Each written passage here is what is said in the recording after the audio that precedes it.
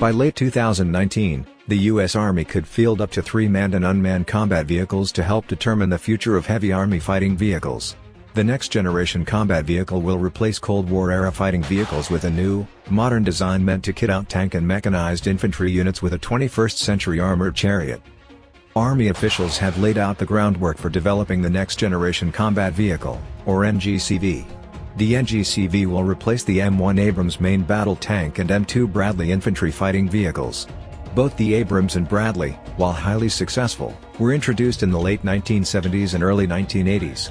The Army regularly updates both with the latest technologies, including new ammunition, anti-shaped charge reactive armor, remote-controlled weapons systems, advanced networking and communications, and ballistic shields for the crew.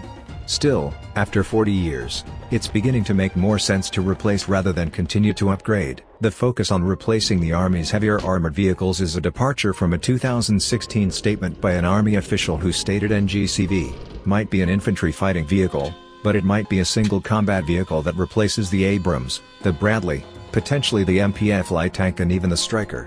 It could be a family of vehicles very similar to the original FCS program. The U.S. Army is making it pretty clear that the manned and unmanned NGCVs will work together on the battlefield. While the manned vehicles will be larger and carry a tank gun or squad of infantry troops, the unmanned vehicle will be considerably smaller, but still carry a considerable punch. The unmanned vehicle could be used as a scouting vehicle, traveling ahead of a mixed armored task force.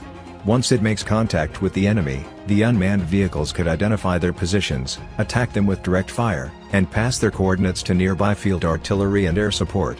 This buys the manned component time to form a plan, get into position, and launch an attack on an enemy that has had little time to prepare. The 2019 deadline for a manned vehicle means the first generation NGCV will likely be something relatively new but already in production. The first generation vehicle may not look anything like the final vehicle, but would be a placeholder that incorporates at least some of the technologies the Army is looking for. Candidates with tracks include the Swedish CV-90 infantry fighting vehicle, the UK's Ajax armoured fighting vehicle, and the German Puma infantry fighting vehicle. Wheeled vehicles could include the German Dutch Boxer armoured fighting vehicle, Swedish-Finnish AMV-35, and the huge, 40-ton Israeli Aton. The first-generation vehicle could even be the proposed M2A5 Bradley, which includes 2 to 5 times more protection for crew and infantrymen riding inside, along with a longer hull to increase the number of mounted infantry to 8. What will the Army eventually end up with? NGCV will probably be a tracked, 50 to 60-ton common chassis available in both tank and infantry fighting vehicle flavors. The vehicle will have traditional passive steel, composite, and even depleted uranium armor, complemented with an active protection system to protect it from tank gun rounds, anti-tank missiles, and rocket-propelled grenades.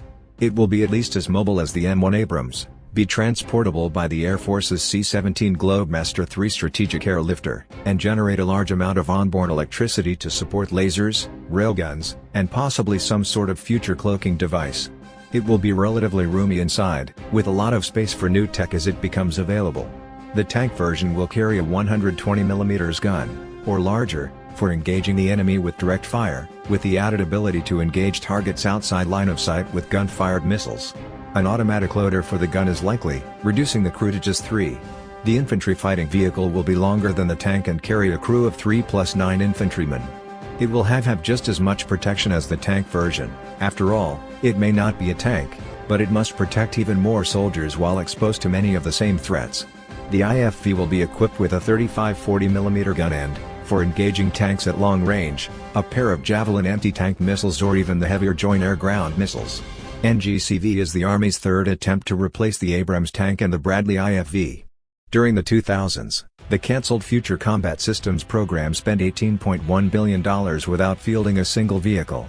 The NGCV program path seems both rapid and fairly realistic, with a focus previous failed programs lacked.